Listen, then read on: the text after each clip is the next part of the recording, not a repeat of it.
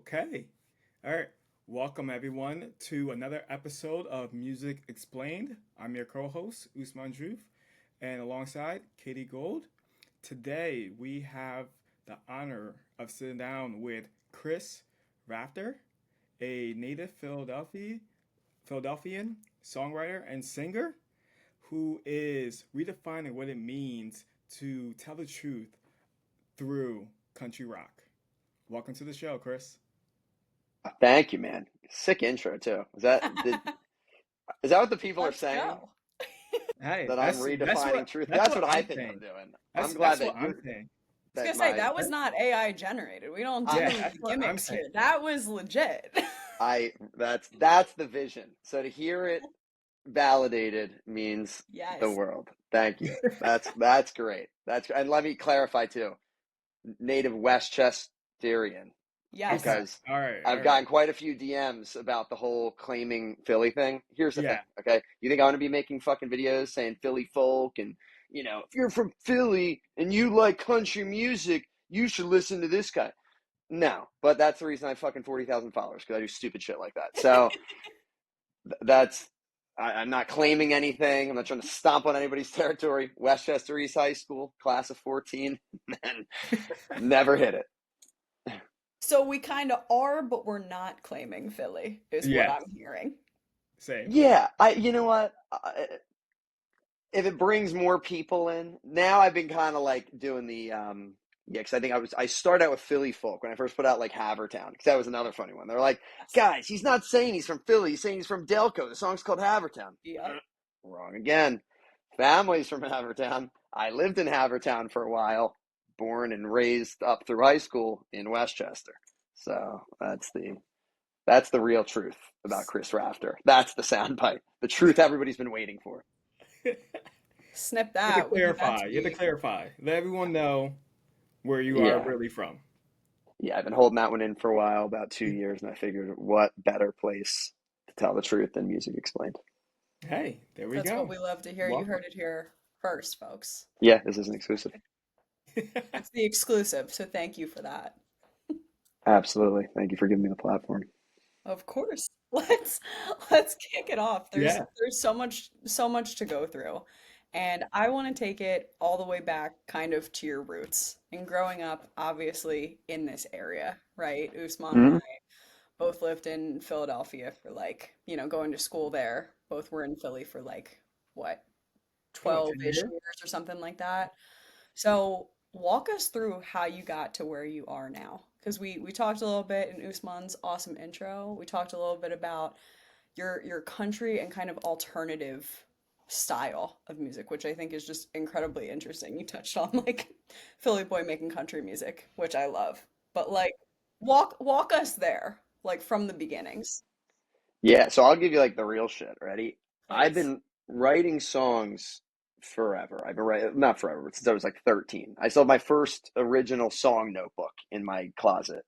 The Really? songs were, yeah, they were shit. But like the funny thing about like all these notebooks I had before, then I started writing in the phone maybe, Yeah.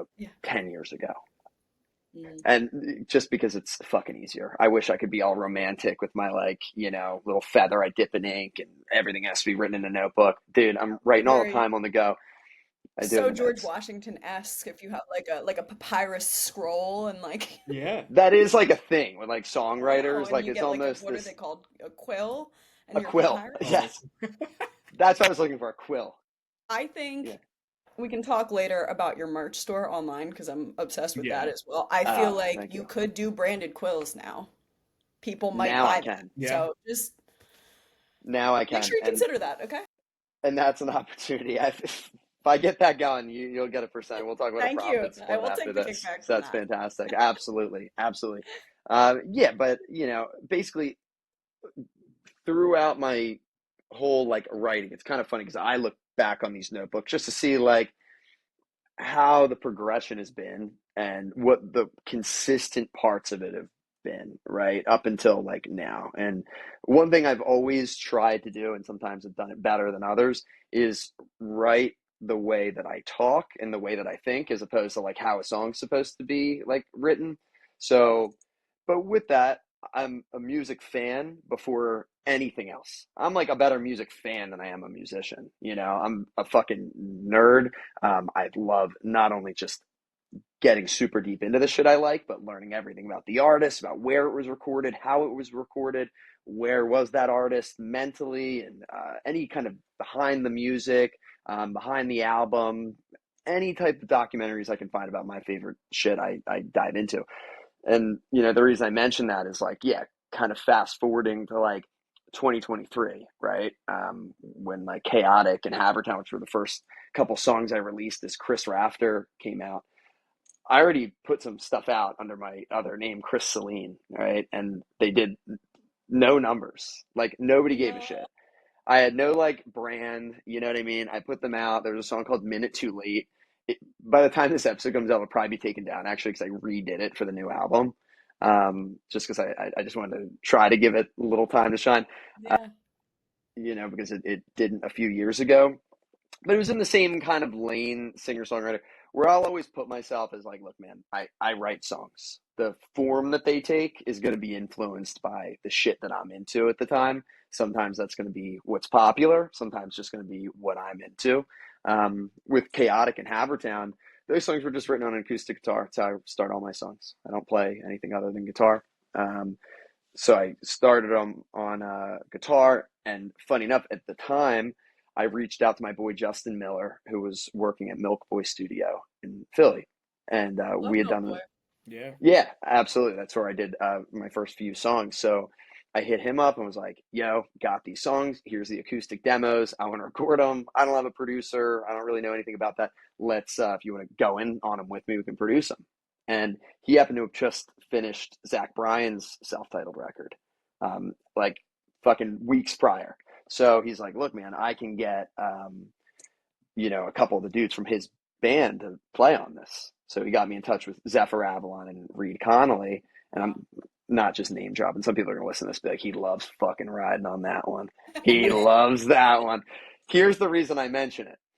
That connection is what turned Chaotic and Havertown, and then the next, you know, fucking kind of this album, a good portion of this album, into what it is, into this kind of country lane. I'm really not a country musician. Again, I'm from What? fucking Westchester. Yeah, I really wouldn't call myself a country musician. I rip it off for my own benefit. You know, I just throw some fiddles and banjos and shit because it gets me more streams. It's why I grew a mustache. Gets me gets me attention. Oh yeah, it's a ruse. Listen how I talk. He When I talk said it's country, Yo, all a what is ruse. oh, I'm what the is least humble happening? country musician of all time, dude. I tell everybody, I'm like, I'm more like a fucking rapper in attitude than I am a country musician. I wish I could do the Love fake it. humble thing. I wish I could, because I know some of these motherfuckers, and I know my agents know some of these motherfuckers. They are not the way behind the scenes as they are on stage. I'm not going to say any names, and I'm not talking about Zach at all. I'm talking about a lot of the new guys coming up. Um, and nothing wrong with that. It's just like, look, man, the funny things right before the camera started rolling, we're like, we're going to talk about how, you know, I come off like a douche, but I'm really not one. And then this is how I start. And then this is how I start. No, we don't think you're a douche, promise. Okay. I can't not be honest. And obviously I'm being semi sarcastic with the complete, you know, rip off of country music. But no, in a way, I was into that shit at the time because 2023, that was like a real cool year for alt country. You know, I think a lot of sick talent was being discovered that a couple years prior would have never gotten the attention that they were getting. So for me as a singer songwriter, not really having like a lane per se, and you can listen to the old Minute Too Late. It's got those country roots. It's got the slide guitar in it. It might have violin. I think it's got mellotron strings in it actually. Um, but you know, once this stuff started kind of getting popular, it's like cool. Now there's kind of like a lane I can put this shit into that'll, you know, maybe get it a little bit more attention. Um, yeah, I'm really more of a fucking whatever I like to make at that moment. One of my all-time sayings and mottos for everything I do as an artist and for my brand Delaware Valley Music Company: do whatever you want all of the time. Just try not to hurt anybody. So Ah, I yeah, like that. absolutely. But that was a really long-winded answer to, you know. We love it. Yeah. Yeah. I mean, you're giving us the exclusive tea here, so I mean, we're happy to hear it. Yeah, if you give me an opportunity to yap, I will take it. We love yappers on this show, so Okay. you were in the right spot. I mean, Good. it's so interesting to me. I feel like so many people kind of carve out a lane and they stick to it, but I think it's really interesting that like you're kind of like a chameleon in that sense, you know? You're like maybe you lean country in certain tracks, but the fact that you say like I'm not a country artist, Yeah, that's like how often do people come to your shows and come to see you and think that maybe they're getting one thing, they're getting something completely different. Yeah, I think more so. I think it's going to be a lot more so with my future stuff. Like I already started on my next album. So I have this first album, self-titled Rafter, coming out September 12th. So it's out. It's out now. It's already come out 2 weeks, 3 weeks ago. Yep. By It's the time this actually, will be dropped. Yeah. yeah, it debuted at number one, which, me and the team Nice. are super, super stoked about. I Couldn't think be the more grateful. Grammy's already in the mail. yeah, They mailed you the Grammy already, right? I'm a Just received nominee. it. I'm a nominee, so we'll see. Let's A lot go. of those American Country Music Awards. That's actually where I was going to do this speech originally about how I'm not a fucking country artist, and but I decided to save it. But yeah, I think with projects that come out, and also I love the online discourse. There's something about it. This is kind of why I do the shit I do online to an extent. It's like people get so pissy about the dumbest shit online. And I just like, and not that I haven't fallen into it before too. Like, don't get me wrong. People have messaged me shit that has like pissed me off enough where I've gone back at them and had to like click on their page and find something cutting to say back, which like Yeah. super lame. But it's gotten me, you know what I mean? But like I love the idea of putting out this little country project, promoting it as alt country or whatever, singer songwriter. I think my distributor is putting it out as alt country. So like if it did chart, that's how it would chart. And then people fucking, he's not country. He's just ripping it off like Beyonce. Oh, he's just doing the same thing. That blah blah blah. Dude, I fucking love that. Please throw it all at me. I'll take all of it. One thing you can't say is I don't write good fucking songs. That's one thing you can't really take away. So it's like any other bullshit I can eat. You know what I mean? Um, I like the music I make. Sometimes I hate it, and I listen to the same songs too many times. I hate it. But at the end of the day, I can always find some joy in the writing or at least honesty, and be like, all right, cool. I was honest. I put it out there. I didn't let a producer boss me around. I didn't have any co-writers. This is fucking straight from me to you as a listener, and yeah, sleep okay at night with that. yeah. I think people will appreciate that too. Is that you are being authentic in the music that you're making, right? Regardless of the genre. The fact that you are making real music that you created, people will resonate with that at the end of the day, and they'll fall in love with you as a person. So regardless of the genre that they try to like put you in the box, you'll find people that actually want to listen to you and the music that you make, and they'll love it. Yeah, that's kind of been the biggest like mindset change over the last couple of years. Has been because I did definitely, lean into the country thing originally. Like if you look at some of my old Instagram posts, I had a little bit more like a, Wrangler jeans with the white shirt tucked in kind of thing. Like, you know what I mean? Like I leaned I into it. love it. I leaned into it for sure. But again, it's kind of like, look, man, I joked about earlier, but I'm dead serious. I fucking hate making TikToks. Like the idea of having to make like content for content's sake sucks. The reality for any independent artist who's watching this and listening to it, and I do the same thing. I look at artists with more followers, less followers. I'm always comparing myself to other artists, right? And the content side is such a big one. Nobody fucking likes it. It's a part of the game, man. Figure out what works. I'm not necessarily proud of every piece of content I fucking put out. You know what I mean? Even the ones that have worked, like some of them, like again, that's why I make fun of myself by kind of leaning into like the country thing and stuff like that. Was it sincere? Yeah, they're they were country songs, you know what I mean? And it brought in a certain following. The biggest thing that's changed, I think, over the past like year or two is like, look, man, I'm going to present exactly what I got going on at the time. I'm not going to apologize for it unless I think there's a reason to apologize. If I hurt somebody's feelings or something like that, you know, and even still, you might not get it. If I come to a point where I'm like, you know what, that was a little out of line, I'll apologize. A fucking branding thing or some shit like that, or a genre thing or a claim, get the fuck out of here. There's more shit to worry about, man. I'm on a mission right now to bring artists that would never get picked up by major labels, which is a blessing to get fucked anyway. But I'm on a mission right now to get artists that would never get signed by major labels because they don't have the content mastery down, but they're sick songwriters, sick performers, and they have the same passion for, you know, truth and music that I do. Um, you know, I'm putting something together to like get them on the map. Anybody that has anything to say about the fucking shit that, you know, how I'm kind of figuring out the best way to do that, it's like, bro, it's fucking trial and error. I embarrass myself every fucking day. That is a part of the game. Like, there's no way around it with trying to be a musician ever. The only difference now is rather than doing that on, you know, the only opportunity to do is on a stage in front of 5 people at first, then 10, then 20 people. It's like, now you do it on fucking TikTok. And people are going to roast you. Some people are going to like it. But you know, the only way to figure out what works and what doesn't is to throw shit at the wall. Yeah. So I mean, something that I notice, I really respect and appreciate even just from having this conversation with you so far is like you're such a straight shooter in the way that you do things. And I think that to Usman's point, it's that sense of authenticity that people really, really value. And that's what connects people to not only your music, but you as a person.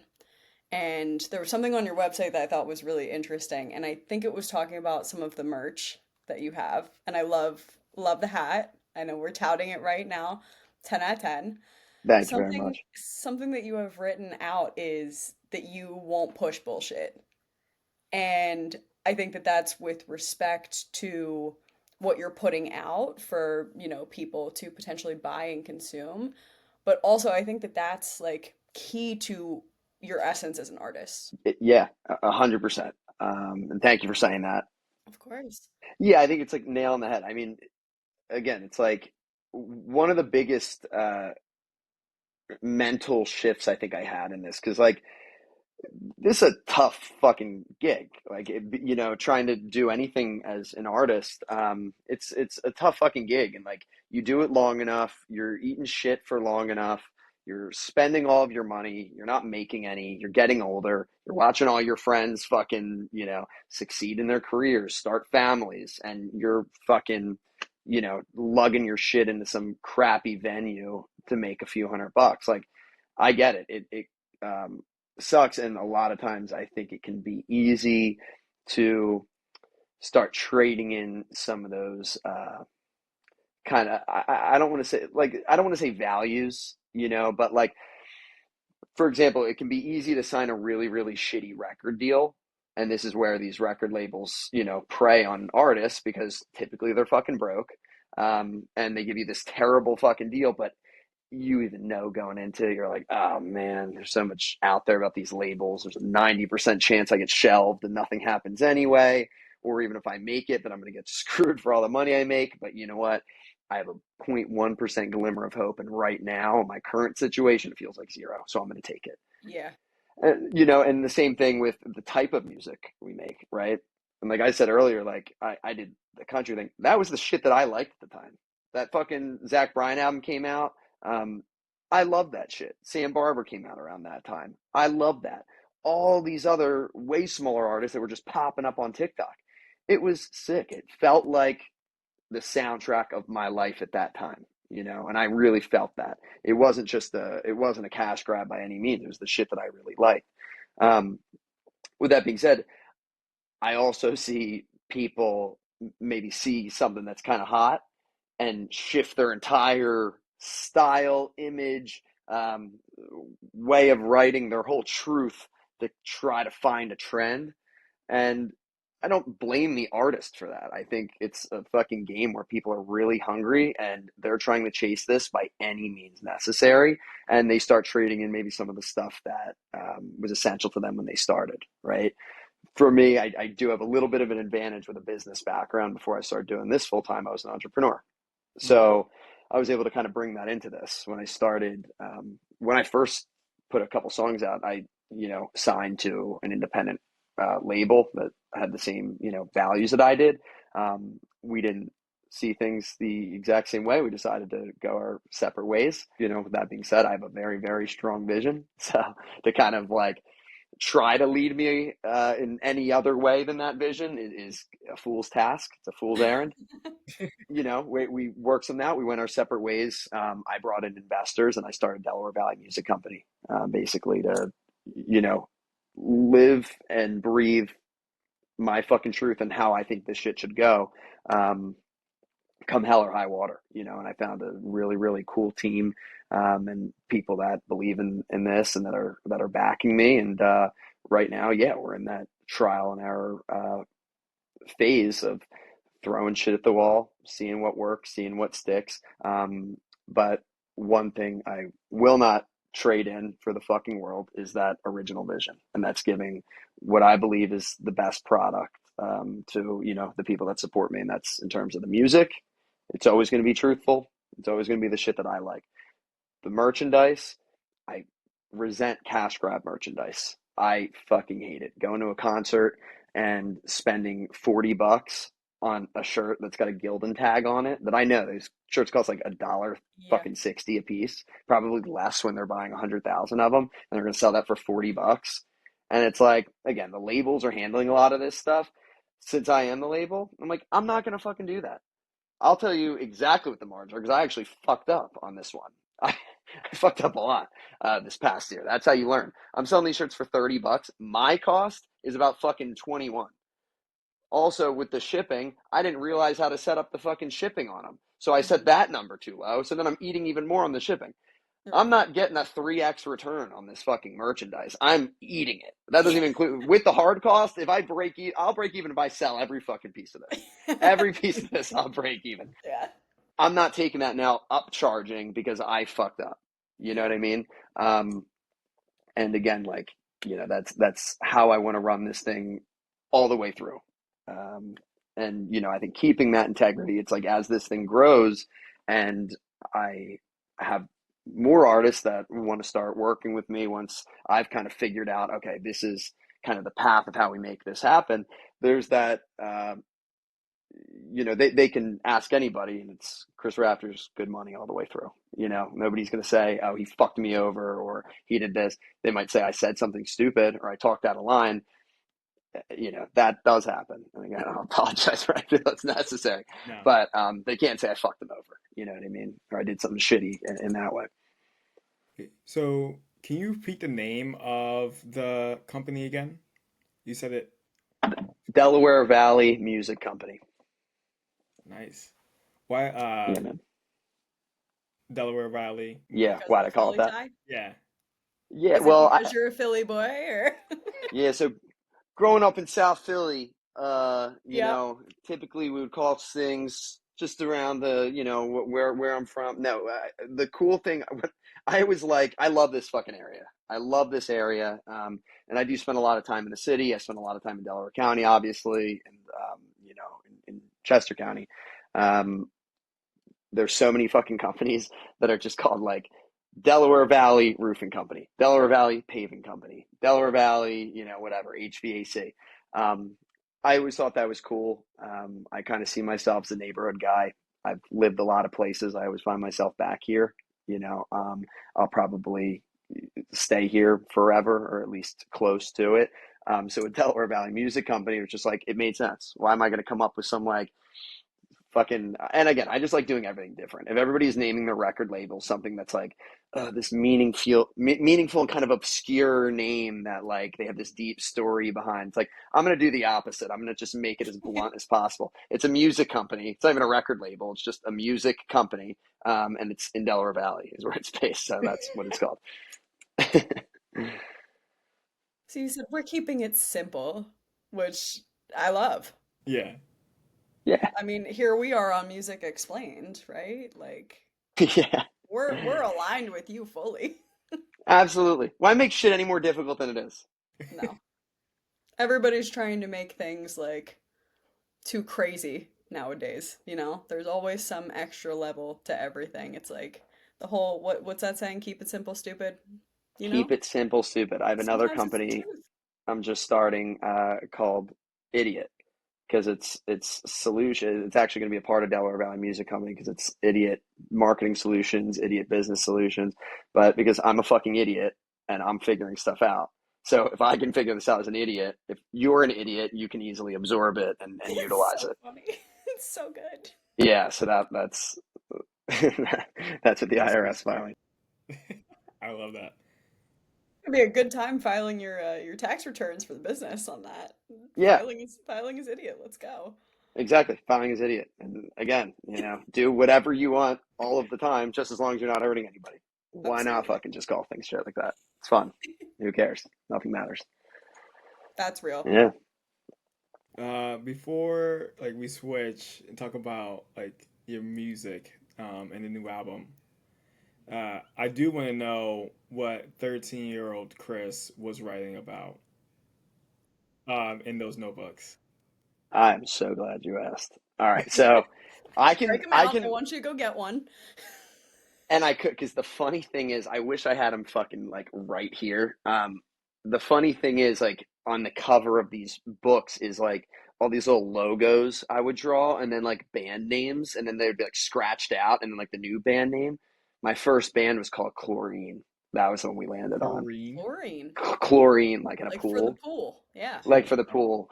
And to give you a point of reference, my first like absolute life changing band and artist was Nirvana and, Hmm. Kurt Cobain, Yep. um, which for a 13-year-old, worst thing I could have done. I'm like reading on Wikipedia, Kurt Cobain started smoking weed and cigs when he was 13. I was like, where do I get fucking weed? Let's go. Got arrested for having weed in school 2 months later.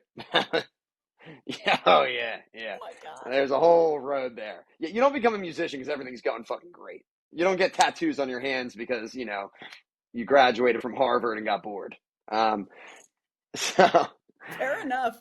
so the early songs were very grunge inspired. The first things I learned on guitar were power chords. So power chords are pretty easy. You can play all the notes, up and down the neck with just two fingers, and you can put together simple melodies. The funny thing is, like the four chord structure that I used on those songs, of 13-year-old, is still the four chord structure I use now. Has not evolved a whole lot. My melodies have gotten a little bit better. That's about it. And I just wrote about like nothing. The funny thing is, like when you're 13, like what the fuck do you know? So I'm like, there was this song. I'll tell you this one because this is so corny. I found this song that was like, I was really trying to write something like deep shit. I was like, I gotta dig deep here. What do we got? What do we got? And the lyrics were like something like, it's like red starts to tear the sky, but inside her eyes it rains. Not the The fuck rain. does that mean? The rain falling. I'm gonna record that song one day, and I'm gonna do a music video. It's gonna be like a really like low quality music video. It rains. Yeah. Some That's shit. Please do that. If you know anybody that can help me edit that, I will record that song. Oh my god. Straight up, Yeah, we'll do it. We'll find a way yeah, to do it on your Yeah. behalf because that needs to see the light of day. yeah. It does. I wish I remember more of the words, but it was some introspective shit for sure. As a 13-year-old, that's pretty deep. I'm with you. Yeah, yeah. That was like before Chat GPT. So like, but that was my version of Chat GPT. It was just like borrowing from like all these songs I was listening to and just like sticking shit together. Honestly, that's so true. Like, how many older songs? It's just like some artist like staring out of a window, like pensively, Yeah. like, when will my husband return from war kind of vibe, you know? Oh, Like it's inside her pouring rain. eyes. Like just these like Yeah, cliche things. Just talking so about cliche. rain. Hmm. Yeah. I Yeah. honestly So think that would be great. We gotta get that out ASAP. we do. Yeah. I thought I was gonna get him with that one, but that wasn't the hit. Believe it or not, At the least people not choose the the breakout, hits, and now, not the breakout track. Ugh. yeah. I think if you re-released that bad boy now, could be, could be the breakout hit. the thing is, you never fucking know. And I wonder because I write so many songs. And like, I always wonder how many number one hits, like career changing hits, I have sitting in that fucking phone or in those Mhm. notebooks that have never or will never see the light of day that could be the one that changes everything. Yeah. And it's, how do you know? I have a crazy like corniness meter. So like as soon as I hear like corniness in my own lyrics, uh, I'm out. Even if everybody loves the song, if I'm like, oh, I hate that part and I won't be able to get past it, I'm not going to be able to sing it. Um, I'm out, and it's But tough because you could release an album, call it corny, and then it'd be your like you 13 to 15 years old, like all those songs you produce that you think are corny, and just call it corny, that's and just such a great idea. release it.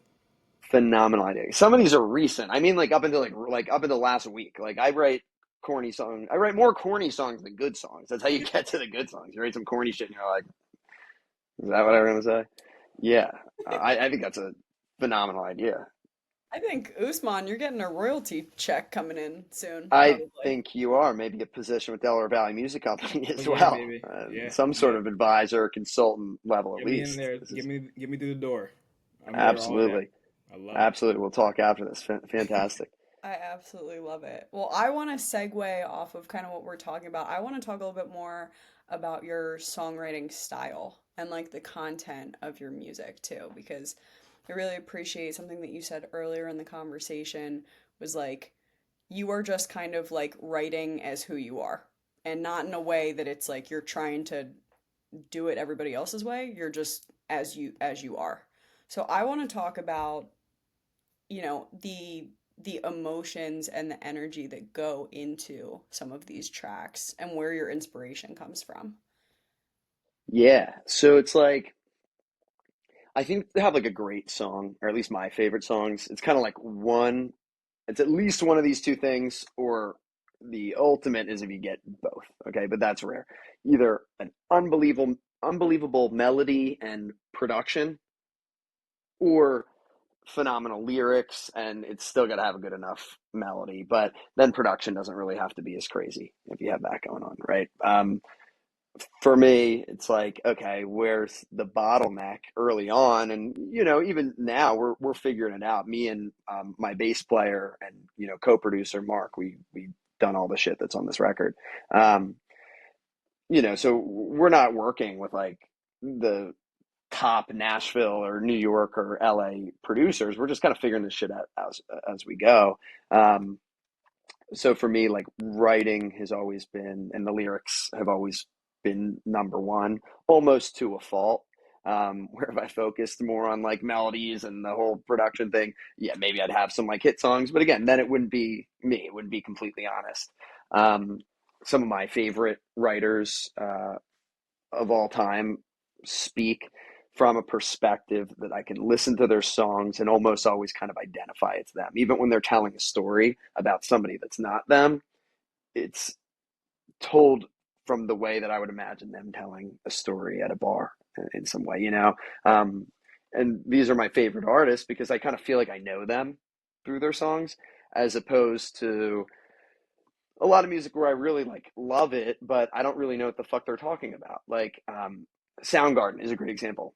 I love Soundgarden. I love Chris Cornell. Um, I don't know what the fuck he's really ever talking about. You know what I mean? So outside of like the aesthetic of Chris Cornell and Soundgarden and the grunge thing overall, and then kind of what that turned into as these guys got older, I don't really know anything about him. Where with like Billy Joel, for example, I'm using him because I just watched his documentary on HBO. It's phenomenal, and he's an East Coast guy, which I love too. Somebody that's super representative of where they're from.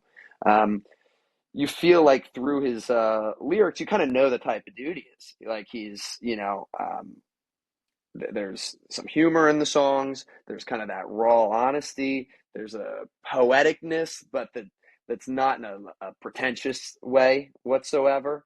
You know what he's talking about with every song. There's nothing that's like way out here where it's like this obscure shit that you really have to kind of like reach to figure it out.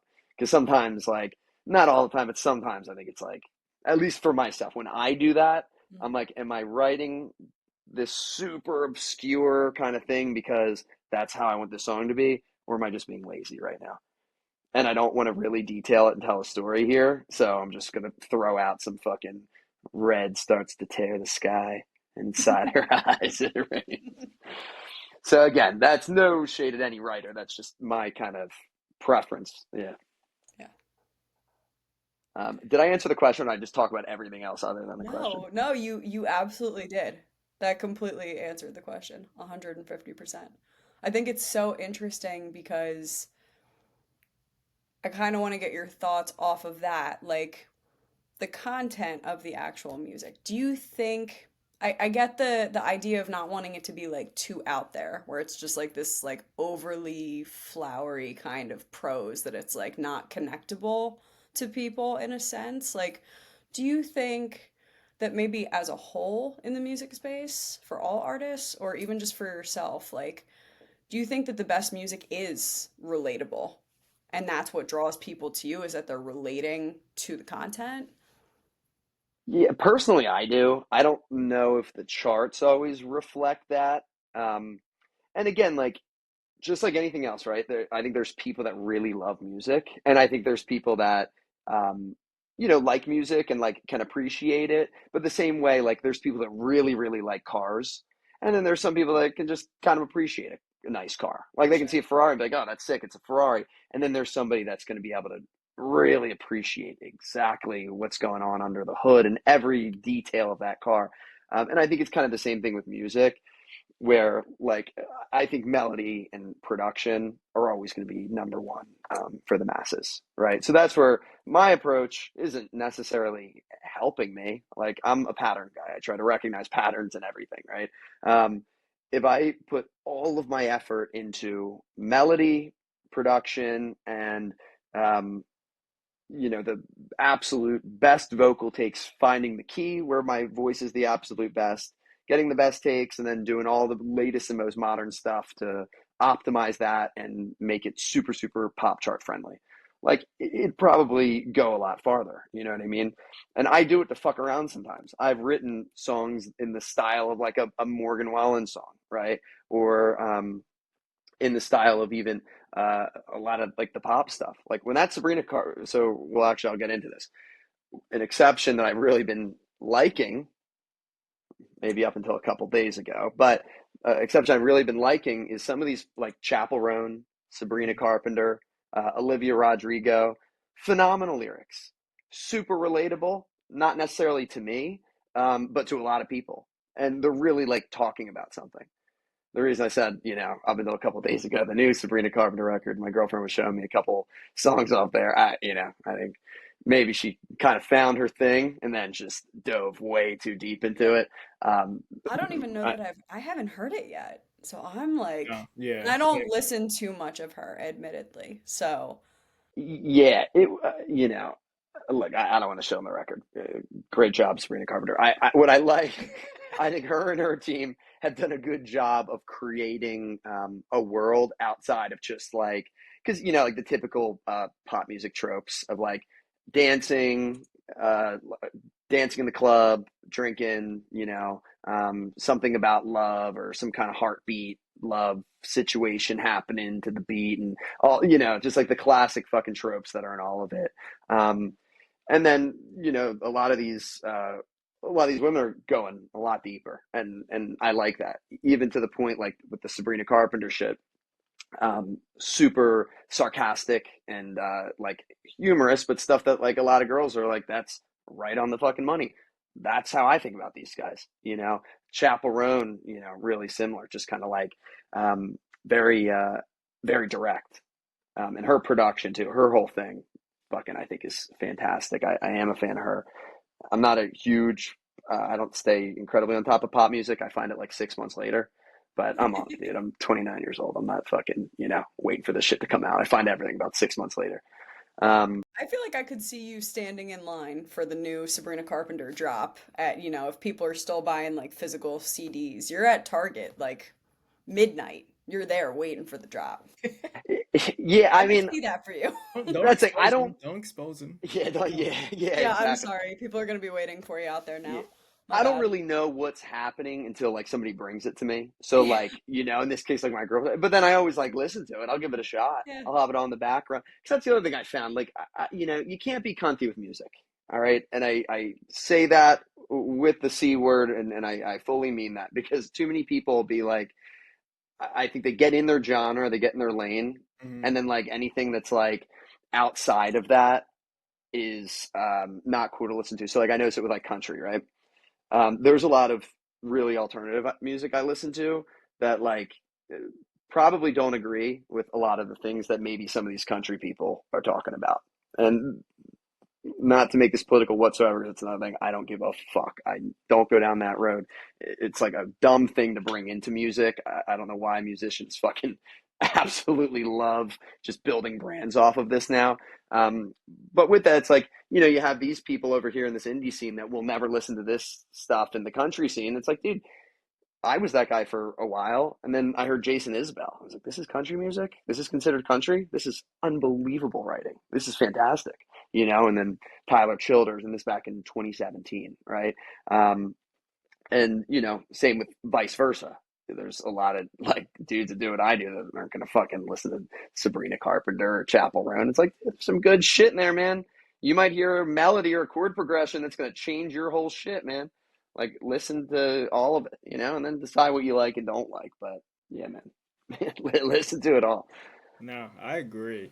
I think that's how I got into country. It was more country pop, I'll say. They got me into it for like Florida Georgia Line and their song with Nelly. Like them blending with different genres kind of got me Sure, into um, country itself. And then I started listening to other artists in the genre. I'm like, oh, I kind of fuck with this. This is not bad. And that's how I find myself like discovering music now. It's like one artist I love collabing with an artist I've never heard of in a different genre, and then liking it, and then finding more songs like in that realm, and then finding myself actually enjoying and listening to the genre itself. Um, and how now I just continue to discover music and share songs with people. I think you hit the right on the head. It's like people need to open themselves up a little bit more to like music discovery and just see what's out there. totally. And it's only going to benefit you. It's like, Yeah. I don't give a fuck. It's kind of like telling somebody to go to the gym or something like that. It's like, do it or don't. It doesn't Yeah. affect me. Right, yeah. But if you want to have if you want to enjoy life a little bit more, I think music is the great equalizer and the great connector. You know what I mean? You can kind of be in other worlds without being in that world. You can kind of connect with things that maybe you would have never connected with outside of that. You know what I mean? And a couple points, like you said, with these kind of cross genre songs and which has been always been a super super cool thing, and that happens all the time. And also, we don't have a monoculture anymore. This isn't like the 80s where whatever was on MTV is what everybody was fucking listening to. Right. Yeah. Yeah. We don't have that anymore. I mentioned not to mention Sabrina Carpenter 700 fucking times on this podcast, but it's going because that's somebody who's probably a top 10 artist on Spotify, right? Um, Back in, 20 years ago, even everybody would know. Anybody who's into music whatsoever would know she had an album that just released. Or now it's like, we're all music people. You're like, I didn't even really list that. Not even really on my radar. Same like somebody, I used to be really, really into rap. I don't really listen to rap as much anymore. There are big releases that happen that I find out fucking a year later, and I hear the song. I'm like, oh, this is fire, and it's brand new to me. I didn't For know sure. when it came out because it's not on my feed as much now. So not having that monoculture is a sick opportunity for artists too. It's like fucking get in there, dude. You don't need to compete to be one of the top 50 anymore. Like just Yeah. all you need to do is find your little niche, find your people, and then you can kind of grow that out by working with artists that have another few hundred people. Mhm. It's cool. It's a cool time for that. And that's super interesting too, because it feels like kind of you're talking about your album that is upcoming currently, but it'll have released by the time that this episode drops. Like there's going to be some kind of new new stuff there. And do you think that you're going to be exposing people to some new genres and some new things that maybe they haven't seen from you before, and that's exciting? Yeah, yeah. I mean, I hope so. It's always like it's tough to get out of the mindset of like watching your streams and kind of basing your self-worth off of like how well something's doing Hmm. or how good the song is based off of how well it's doing. It's a bad mindset. And like Spotify is kind of set up the same exact way Instagram is. Like it's not set up in any way. We all know the basic shit about how shitty Spotify is. We all know how they absolutely take advantage of artists, how they've pretty much demonetized uh, music and made it so that, as an artist, especially a small artist, there's really not a lot of money to be made. And then they have a founder and CEO who's then taking all of that money and investing it in fucking war drones. So we know all I didn't that even stuff. know any of this. Like I mean, I knew about kind of the concept that like streams are not, unless you're like a crazy huge artist, and even at that point, maybe not necessarily, but like streaming does not equate to like putting food on the table, especially for like somebody who's a smaller artist and just getting off the ground. But I didn't know about any of this other stuff.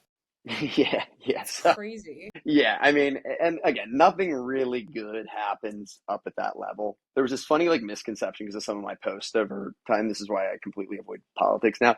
But I would post stuff like just making fun of people or the reactive, and there was this like notion that was going around that I'm this like hardcore like Republican something or another, and I'm like, Yeah.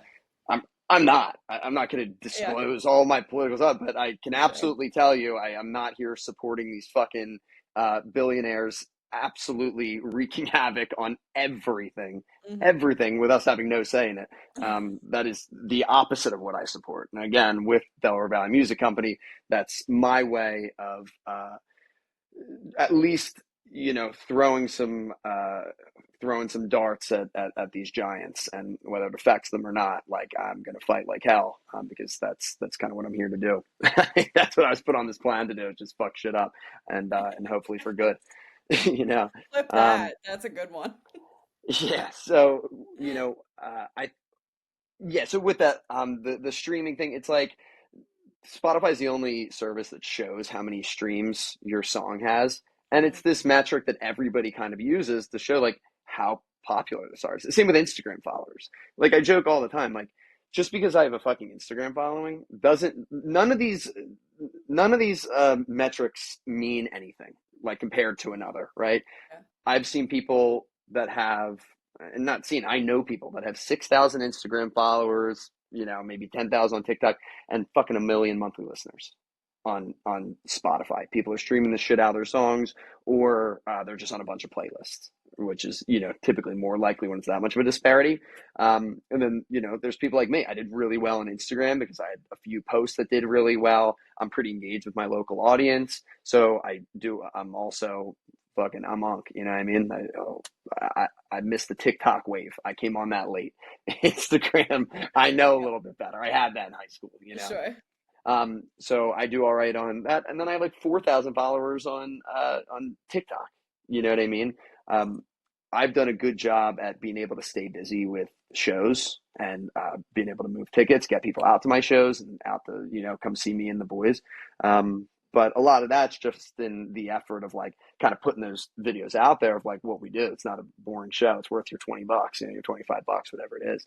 Um, but yeah, I mean, it's like, you know, to get back to your original question, dude, it's like herding cats with meth is what it's like trying to have a No, we're conversation with we're me. literally, I can only speak for myself, but me and my like ADD brain, it's like Yeah. I start a conversation over here and then it goes over here and then it goes back over here and then I forget where I initially started. So like we're good. We're with you. Yes. Okay, perfect. No worries. Especially because it's something I'm passionate about. So it's Yeah. like I get on one thing and it's like it's like Right. Yeah. now all these things I'm passionate.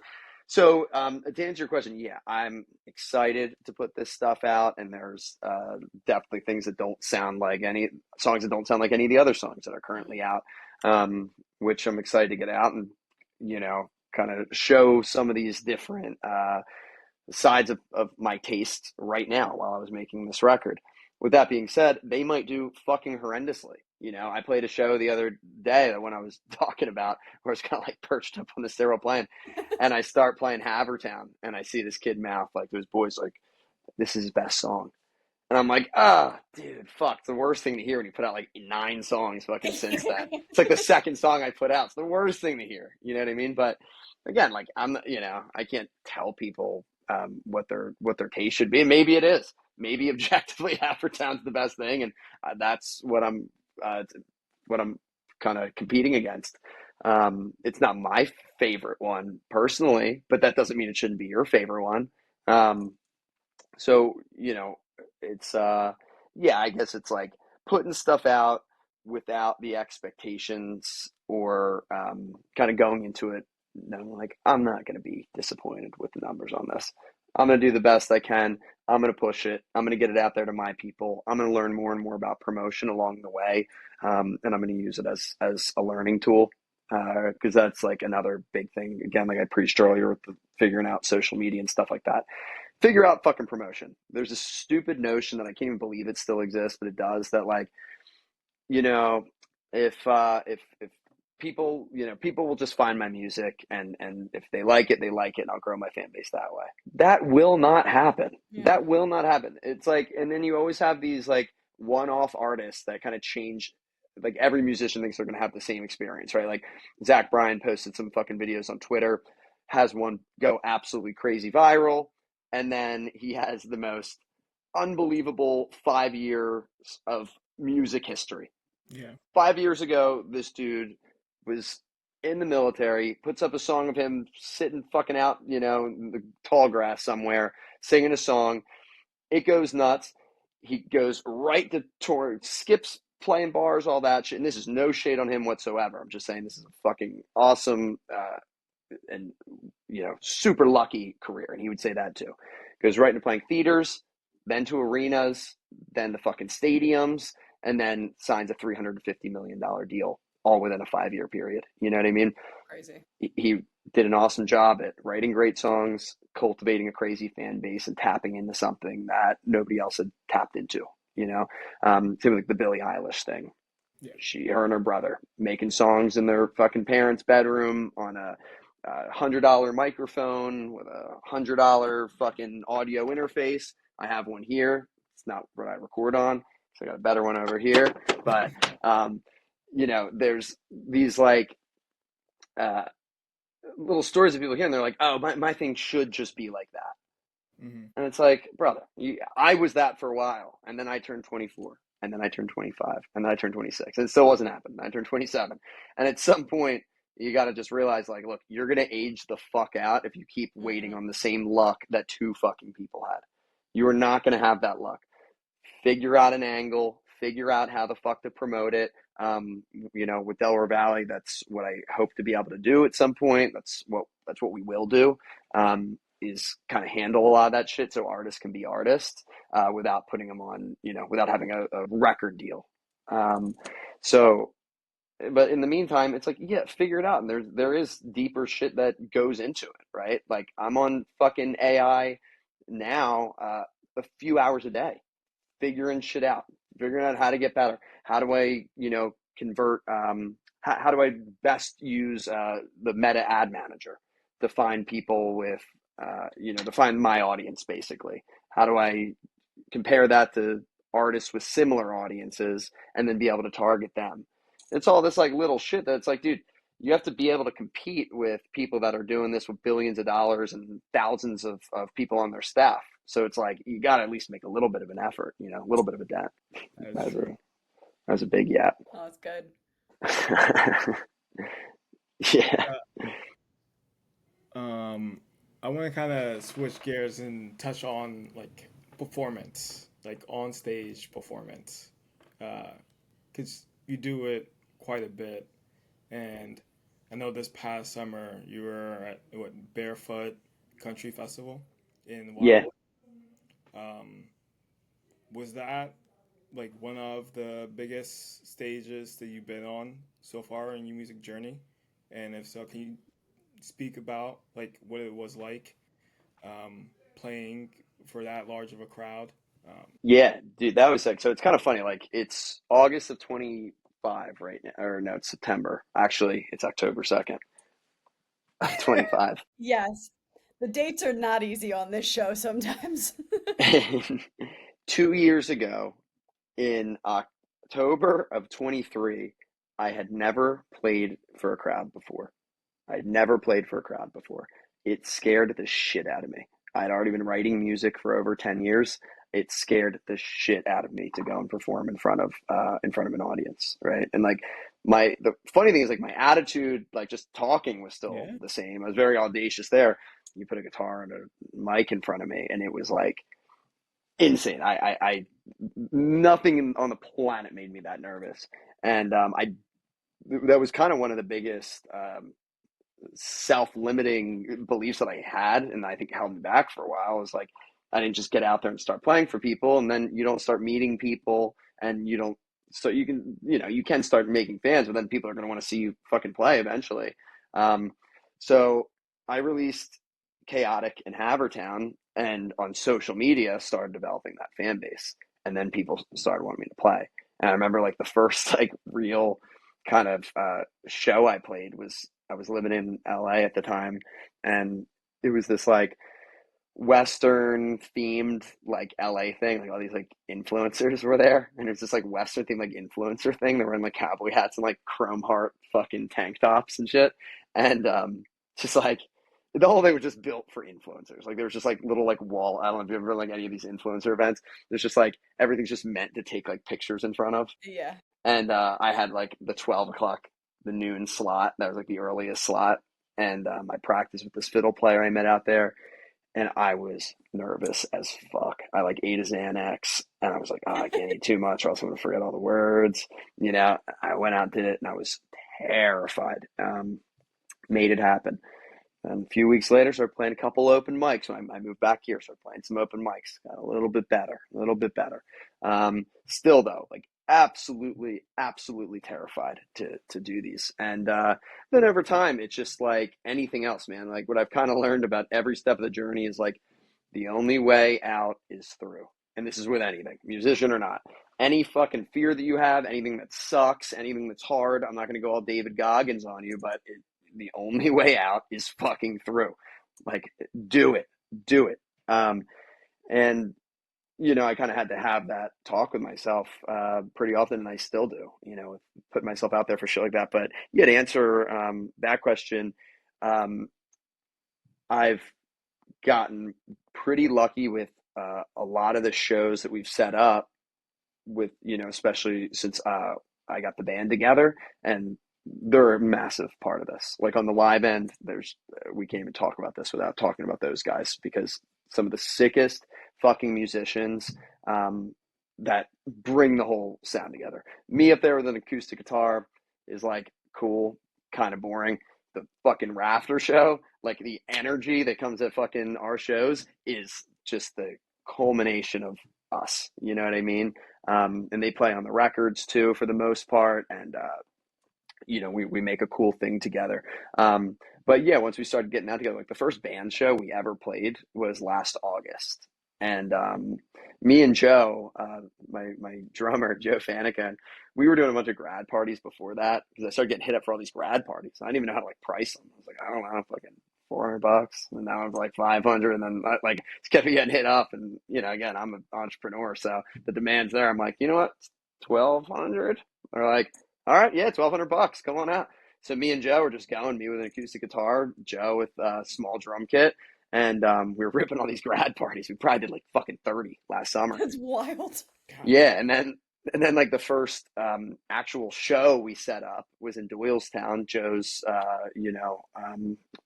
local bar, Moms, and we sold tickets to it, and their capacity was like 220. We sold 220 tickets like fucking fast.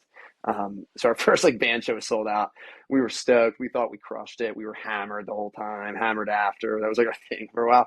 Looking back at these videos, we were so bad. I thought the bass player that we had at the time, he was a little fucker, man. If he's watching this, man, he was a little piece of shit, this dude. Little pretentious, like Drexel kid, fucking asshole. So he bailed. He's got the Drexel Dragon in the background over. Yeah.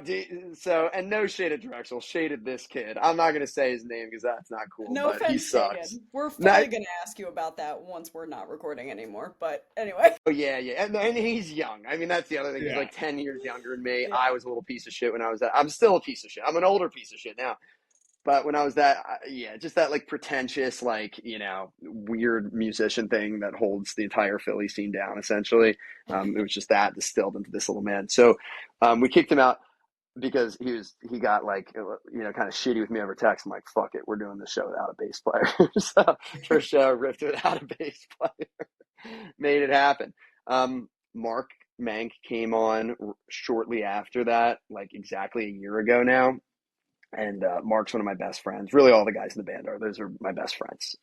Joe, Mark, Sal, Matt, Leo. Uh, there's a funny story with all these guys, but when Mark joined, everything fucking came together. He's a multi instrumentalist. He plays bass in the band, but he had a rehearsal space. He has the know how of how to use all this different fucking equipment, which we don't. He has, the PA system, so we could set up live sound and play anywhere. That opened up where we're now playing frat parties and fucking sororities and all kinds of cool shit, and just being able to like, it's kind of funny, like when the All American Rejects thing like started popping off. I'm like, fuck, I wish I had like a better way of putting out the content of all the shit we were doing in the fall with these college parties, because they were fucking nuts and they were sick. And we were just kind of the same thing, like just popping up, setting up our PA and letting it rip. But yeah, and then just kind of worked up to the barefoot thing. They hit me up, and that was fun. But It's no, honestly sick because you've had, truthfully, this like exponential growth in like you've been writing for so many years, but like from when you actually started putting out like a body of work, like it just feels like this skyrocket to like moving up on the ladder and finding this success. And so much of what I appreciate that you're sharing, and I know people at home that will, want to be in your shoes and, following the same path that you're following right now, is like there's not necessarily a guidebook to some of this stuff. And it's like you're just going out there and doing it. And like you said, trial and error. Like if I don't know what I'm doing, like I'm going to try something that makes sense to me, and if it doesn't work, like I'll recalibrate. I'll figure something else out. Like we're doing it without a bass player. Who cares? Like that's wild. But like you made it work, and I think that that comes back to your authenticity. yeah, dude, and that was the hardest part. Like that does not come easy to me by any means. That was what held me back the longest, and like to this day, it holds me back from a lot of shit. Right? Is and now I've gotten way better at progressing that like time period of like, I don't know. It just kind of comes back to the classic. There's more damage done by indecision than wrong decision. Um, Absolutely true. Yeah. with this kind of shit, man, it's like there's too much competition to be sitting there waiting for the perfect moment or the perfect thing. It's like just get it fucking going. Um, Hmm. I'm gonna end up putting something out once I figure this out to a level where it's like, because like right now I'm still in the fucking struggle as much as anybody else is. You know what I mean? I'm not, I'm not like living large by any means. From music, I'm able to make a living off of music, which is sick, and that went from $0 to again being able to make a decent living off of it. Um, Once I get to a level where I'm like, cool, this is a kind of a framework that people can follow. I'm gonna make just a concise 20-minute YouTube video. No fucking call to action. No buy my course bullshit. There's not gonna be any Hmm. course. I hate that shit. It's just gonna be like, look, if you did this or if you're doing this right now, I know how much it sucks. Here is my fucking free gift to the world. I'm going to try to make this as simple as humanly possible, exactly what I did step by step. You're going to just have to tailor it to what your situation is. You can't use the same. If you're from Philly and you like country and you want to hear Philly folk and you like a guy with a mustache walking around his mom's backyard, follow fucking Chris Rafter. It's not going to work for your death metal band. You know what I mean? But Who's to say? Maybe it could. maybe it could. Maybe It's it could. possible. I Yeah, want to see somebody that is doing death metal try it that way. In Philly? Yeah, why not? Yeah, Oh man. Philly bands just need to get the fuck out of their own way. That's like the biggest thing with Philly bands. It's like I saw the funniest TikTok, and like I fall in this into this to a level too. I just not nearly as much because I'm not really in the scene like that. I don't care. As soon as something gets like too like pretentious, I'm just like I'm out. I don't give a fuck about. I Yeah, don't for need any of sure. this. But I saw this TikTok. It's like talking about Philly indie artists, and it's like all of the fucking ego that is in this scene, and we're all playing the same shitty fucking clubs for the same shitty paychecks and lugging our shitty gear in and out of these places, playing for nobody. And like, everybody's trying to act like they're better than the other. It's ridiculous, Hmm. and it really is. And again, I can fall into that too. I have my ego like anyone else does. I just try to remind myself of what a fucking idiot I am as much as humanly possible, and that humbles that ego very, very quickly. Yeah. Um, yeah, Hilarious. uh, all right. yeah. Are you So guys in bands? No, no. we are not. Nope. Yeah, I'm over here like yapping about myself. What like, how did you guys get into this? Why do you even care to? So I shared the story on the podcast before, but uh, so before the podcast itself, I was running events with a friend, two of my friends. Right at the time like COVID started, right before COVID started. Then we kind of went virtual for a little bit, then back in person, and then it really couldn't like grow, so we kind of squashed it. But I still wanted to like make music in some fashion, create content around music, talk about music. So I'm at a music festival. Katie was there. Literally turned to her, pitched the ideas like, "Hey, do you want to do a podcast?" She says, "Yes, but can we talk after the festival? Like we're at a music festival now." Yeah, she's like, I'm rolling fucking face right now. Can we Yeah. please talk about this? No, no, no substances. Both stone Yeah. cold sober, both of us standing Yes. there, and it's hilarious Good for because you. like Us and I went to school together in Philly, so like we were friends and like had a lot of similar friends. We would see each other at these shows, and both of us listened to, so much dance music and a whole Hmm. bunch of different stuff, but we would see each other at a lot of these like EDM events. And we're standing there, I think it was what, Izu in Easy. New York? Like, I don't even think Izu's a thing anymore, but this must have been like 2022 or something like that, 2021. And we're watching whoever's performing in the middle of this set with all these like lasers and like the craziness of it.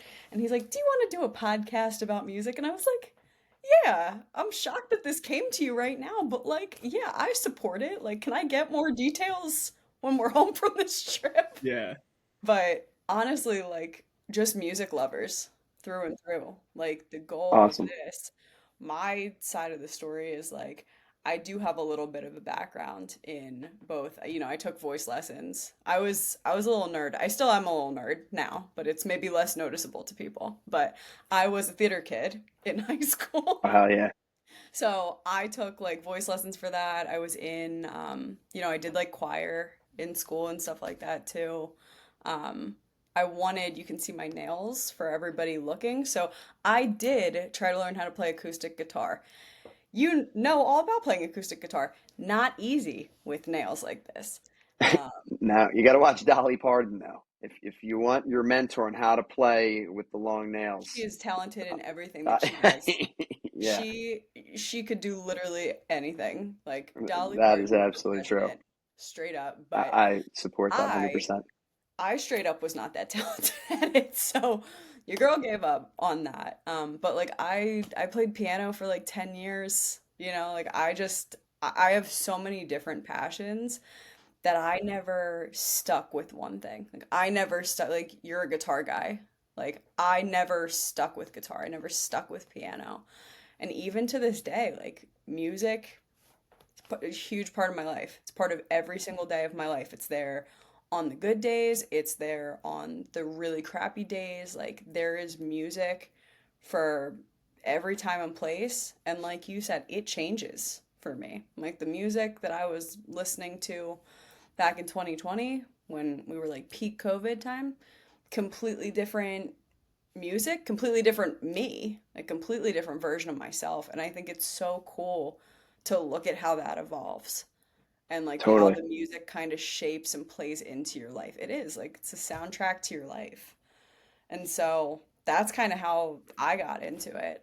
And just being a music lover to be able to speak, there's so many people in the market nowadays, and we're like talking about Spotify and some of these bigger names. Like, it's a different story if you're like Beyonce level fame or whatever, right? But like, there Right. are so many insanely talented artists and musicians and people just in the creative space as a whole that just like they don't have the viewership yet because there's so much out there, but everybody has a story to share. And like we have learned so much, spoken to so many dope people just by like having these conversations. Totally. Love that. And that's the best thing to possibly hear because that's kind of everything I stand for is like Hmm.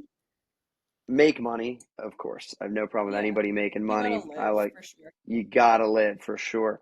Um, but it's kind of like I think with music, it's one of those sacred things where when you care about it the way we do, to have people that might not really give a fuck just find it as this like, you know, like an oil well and Hmm. just fucking absolutely milk it for everything it's worth without giving anything back, For and sure. actually just hurting the whole ecosystem around it. It's like, the only way to combat that isn't by bitching and complaining and making fucking Instagram posts. Like, I put up stories sometimes talking shit, but it's like, do something that's helping the fucking cause. You Yeah. guys are bringing on musicians that don't have the same, voice and platforms that's offered to people who are hyper famous, people who are in a major label system. That's exactly what I'm trying to do too. That's a super super cool thing. So no, I love that. I really appreciate you guys thinking to have me on. Absolutely. No, we've loved having this conversation. Super insightful. And your authenticity like really shines through. I think that's like the coolest part of this conversation is that you're just like, yeah, I'm just running with it. And I do what's true to me, and what's true to me from, 2 years ago may not be what you're gonna see that's shaping my life on this upcoming album. Well, the album that's released at this point. Everybody has to go and give it a listen. Thank you so much, and again, super grateful that it came in debuted at number one on all Yes. charts. Actually, they're All charts, actually every chart. saying it Literally could every chart be that exists. the highest selling record of all time. I don't know. We're going to see how the numbers look on Friday when they come Yeah, in, but yeah, it's no, I'm just grateful to be here. Just nice. grateful for all the blessings. Before we do let you go, um, Yeah. one last, it's kind of two questions, but I think last year you had about 113 countries where your song music was played.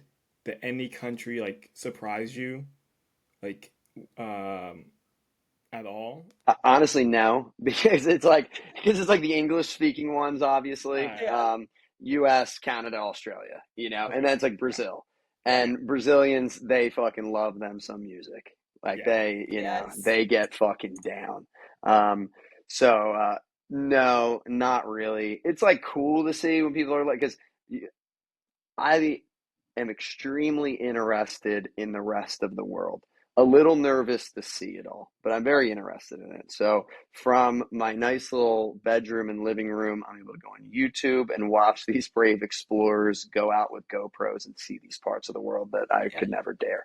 So, it is cool when I see somebody in like India or fucking Mozambique or some shit listening to like, chaotic. So I'm like, I wonder Yeah. like what they're doing right now listening to fucking chaotic or like Just how this jamming. even came up on their shit. You know what I mean? I think that that's kind of cool. But nice. Good music travels. And Yeah, I think that that's at least the perk of like the world that we live in now is that with your phone, like somebody can hear your music all the way in a different country and it's easy. And if they resonate with it, they're gonna stick around and like the real ones are going to follow you and be with you for your journey, right? Like there might be some people that follow you and start listening to you because they liked some of the stuff you were doing before and then maybe they don't resonate with the newer stuff, but like the real ones are going to stick around. This has always been my opinion. yeah, totally. That's the thing. It's like I gave up on the trying to keep one doing better than the next in terms of, those numbers, right? For Followers, sure. streaming, Yeah. all that kind of shit. It's like, look, man, I'm gonna put out the stuff I like. People are either gonna like it, some aren't, some are gonna like this more than that. You know what I mean? All I can do is kind of put it out there, do the best job I can at getting it as far as possible. You know what I mean? And Absolutely. people are gonna take it in as they will. Hmm. It's cool. It's a good 100%. time. It's good. It's a great time to be doing this. There's a lot of opportunity. That it is. Well, one final question before Yeah, we actually let you go. Like I said, we could talk to you for 10 hours if you got the time, because we love a yapper on this show. we'll do a But part two. Hey, one question that we always love to ask to everybody on the show that kind of rounds us out here. Two-part question. Um, what is one piece of advice that you would say that you were given or you heard somewhere that you would recommend to somebody that's trying to be in your shoes and maybe do the same things that you're doing with music? And then on the flip side of that, what is a piece of advice that you heard or was given to you that you would not give to anybody and you think it's like bad advice? Cool. Great question. So I'll give you a couple. This is kind of the North Star of everything I do in terms of like making music and creatively. Make the music that you want to hear. It's really that simple. And that's kind of like going back to what we were talking about in the very, very beginning, right? With like the first kind of wave of music having this country influence. At that time, that is the music that I liked listening to. That's the stuff I want to hear. There was no like, oh, this is hot right now, so I'm just going to jump on it. Like these songs didn't even get fucking a million streams. So it's not even like I can be like, oh, look, I did this big cash grab and it worked out for me. You know how much I made on Havertown? Maybe fucking $1,000, $1,500, maybe. On not just Havertown, Havertown chaotic. I don't even take the money out anymore. I just leave it in the fucking thing. I don't even care. It's nominal, but it's make the shit that you want to hear.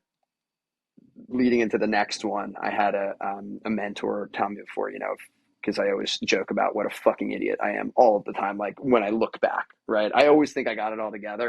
It's kind of like the older I get, the less I know, because you start realizing just how much is out there and how minuscule your knowledge base is compared to everything that's out there. Where when you're younger, you have this stupid, like I don't want to say stupid because I don't want to put anybody down that's like currently literally in this because I still am to a 60-year-old listening to me. They're like, yeah, this kid thinks he fucking knows it all. So it never ends.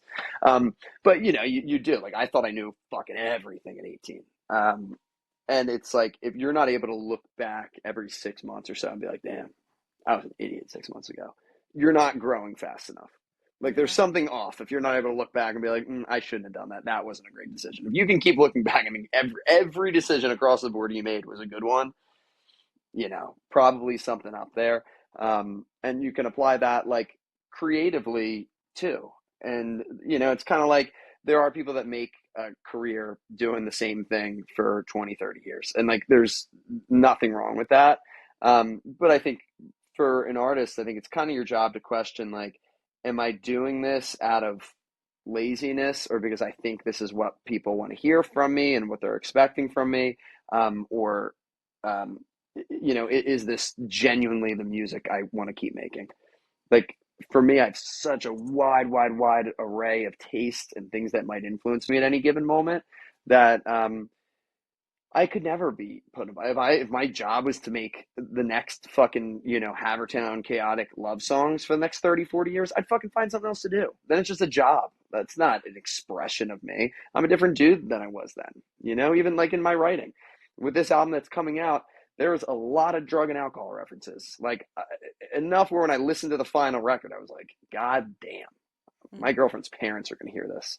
Like this is fucking like rough. And yeah, I was in a bad spot for a lot of the writing of this. I cleaned it up. I don't drink. I don't use drugs. I'm completely sober. And for me, I operate better that way. I'm not part of any programs or anything like that. It's just kind of a personal choice. I just don't do it. But during the making of this project, yeah, I was in a pretty bad spot. I'm not going to be the drug singer songwriter guy. That's Hmm. not going to be me for this next project. So I can't, continue that series. That series is over. The next record is wherever I'm at right now in life. You know what I mean? Um, yeah, that's the, the good advice and the long ass explanations of that. You guys are probably like, shut the fuck up. We can No, fucking get No. we off here. love it. Um, You're and dropping knowledge. bad advice I got was kind of the inverse of that. I lived in LA for not a long period of time. I lived in LA for a year technically, but I came back here for like 3 months of the entire summer because I had just fucking had it. I didn't do well with the LA thing. Um, I didn't like how it all operated, and it didn't work for me personally. Um, but somebody I was working with out there, and this guy's we're still friends. He's grown a lot since too, and I bet he would look back at this sentence and be like, that's a terrible fucking advice. But he was like, don't rush to like put stuff out. He's like, you really want to wait till everything's perfect before you put stuff out. So kind of like, you know make sure you don't even have your brand fully. You couldn't tell me your brand in an elevator pitch yet. You're not ready to be releasing songs. And like I really kind of bought into that. And he's a killer producer, and again, I don't think he would look at that and be like, yeah, I still agree with that at all. So I don't want to throw him under the bus if he listens. He's the fucking man. But with that, it was like that was something I had already been telling myself for fucking years as an excuse, as a fear-based excuse to not have to put myself out there the way that I said in the beginning that you absolutely just have to as a musician.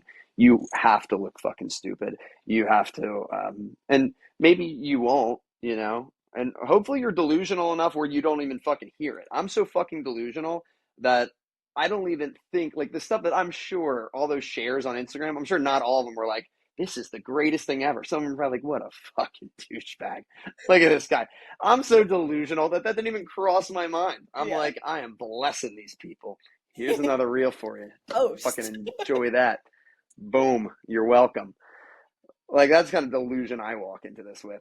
And and not all the time, but it's like you have to figure out some way to fucking cope with it. I still don't know what my brand is. You know what I mean? In terms of like, I know all about how the branding works. I know how major labels do it. I worked with and friends with some pretty powerful people in the industry that specifically focus on branding. Um, for me personally, again, like I can't force something, right? I think Benson Boone got like a lot of shit, and I feel bad. I kind of roasted this dude too, because of exactly what we're talking about. Like what comes off or what was coming off is an unbelievable lack of authenticity. It kind of seemed like this like weird Harry Styles hybrid, and he just like backflipped and shrieked, and that was kind of all they had to offer. And I feel terrible now about like busting this dude's balls and kind of jumping on that. I didn't really know it was a bandwagon on TikTok. This is just my observation that my girlfriend told me like everybody was doing this. So I let off a little bit. But it's like this is a 22-year-old kid or whatever he is, 21, who's listening to a label and a management team who's directing him on his career, right? And I would have been doing the same fucking thing if I was in his position with that kind of opportunity. He's listening. And they're saying, oh, okay, so we'll make you this like Freddie Mercury, Harry Styles hybrid, and this is going to be your thing, and this is going to be your presence. And he's probably going, yeah, that sounds cool. And then he does it, and then the internet just decides, like, no, fuck this guy. And they just fucking absolutely blast them. I can't even imagine what that feels like to deal with. You know what I mean? And now I think they're kind of doing like a cool rebrand with him through these covers. And it's like the kid's got an unbelievable voice. He has a voice that I could only fucking dream to ever have in a million years, And I think they're kind of rebranding him and figuring it out a little bit. And I really wish the best for him because he's super talented. I just, hopefully maybe he stops kind of writing songs like Moonbeam Ice Cream, you know, fucking whatever. But the brand shit and all that stuff, like for me, I think the best way to do it is for it to come together authentically and organically. I don't think sitting there with a drawing board and writing out what your brand is going to be, I don't think it fucking works for everybody. I think you can get to a point where from being as authentic as possible, you can start getting some of those attributes and being able to like write down what those things are. And I think that changes too. Like if you look at my Instagram over the last couple of years, you know, it was always me and what I was into and being myself over, you know, over the years. But there was like different eras. I was like, I almost made like a funny post the other day. I still might do it like on TikTok, like the Chris Rafter Eras tour and just like all the fucking fits and shit that I've Yes. worn over the last like 10 years. Dude, when I was in high school, I dressed like I was from fucking North Philly. I was super into Meek Mill. That was like this when the Dream Chaser series was coming out and the Flamers series was coming out. I was super into fucking Meek Mill. I was really, really heavily into rap music. The whole MMG thing, a lot of the Philly stuff that was happening. And yeah, I dressed like I was from like North Philly, and I'm this like kid from Westchester. You know what I mean? And like I was a little motherfucker, so like with the stuff that I was doing at the time, I think that the Meek Mill being the soundtrack of that made sense to me. Yeah. You know what I mean? I was like selling like fucking Adderall and 8 balls of weed, and then I'm hearing him talk about like moving bricks. I'm like, I feel that. I feel that. Like went to juvie. He's talking about like getting his ass kicked and going to like fucking jail. I'm like, yeah, man, it's fucked up out here, bro. How they're doing us, terrible. Needs to be changed. You said he understands me. Oh yeah, yeah, yeah, yeah. That's how I felt. I'm like punching holes in the wall of my fucking house in Westchester, my mom's house. It's like, yeah. So it's I don't know how I got down that road, but it's like, yeah, dude, you know, the brand stuff kind of figures all that. As I've gotten older, I kind of know who I am a little bit more, and there's these cohesive pieces that seem to just be my character. But like the way I dress, the things like that, they change as time goes on. My writing has stayed pretty honest, and it's just gotten more honest as I think I've gotten better the more I've done it. And I hope that that just continues to get better, and I can kind of tap into the deeper source. Um, and you know, continue to be able to deliver that. But as far as everything else, it's like, you know, don't wait for everything to be perfect because it never fucking will be. It never will be. And a lot of these people that blow the fuck up now, they didn't blow up because they knew that they had the perfect little thing. You know, they had the perfect thing going on. You see these viral videos, and it's like most of the time when they interview these people, they're like, I had this fucking video sitting in my drafts for months. I didn't think it was anything. And I just posted it and it went viral. And now my life is completely changed. So it's like, throw shit at the wall. Don't wait for it to be fucking perfect. If it gets 0 likes, if it gets 2 likes and like 25 people talking shit, you know what? Fine. That's a part of it. You know, they used to fucking just like throw beer bottles at you if you sucked. Like now it's just like people talking shit online. It's probably bots anyway. Roast you on the internet, yeah. Yeah, who cares? Get roast on the. It's like, you know, it sucks. Just you gotta find a way to fucking break away from it. Yeah, yeah. So that's yet another long-winded answer for don't wait for We it to be love it. perfect. Fucking throw shit at the walls. Just do it. That's exactly what we need to hear, and definitely what people in the audience, our listeners, are gaining so much from hearing what you've had to share. So thank you for dropping all this knowledge today, being here with us. Yeah, thanks again for having me. Super fun. I like you guys, man. We got to get connected on Instagram. Kind of keep Absolutely. up with what's going on because this is Oh yeah, yeah, it's a super cool 150%. conversation. Thank you. Thank you for being a part of it. And let we love a shameless plug on the show. So let the people know like where they can follow you, what you got going on. We're gonna have this album by the time this is released. Yeah, so I'll look right at you, audience, for this one. So you can follow me on all socials at Rafter Unhinged, and that's at Rafter Unhinged. Just click right there. Just kidding. I don't know if they have that capability.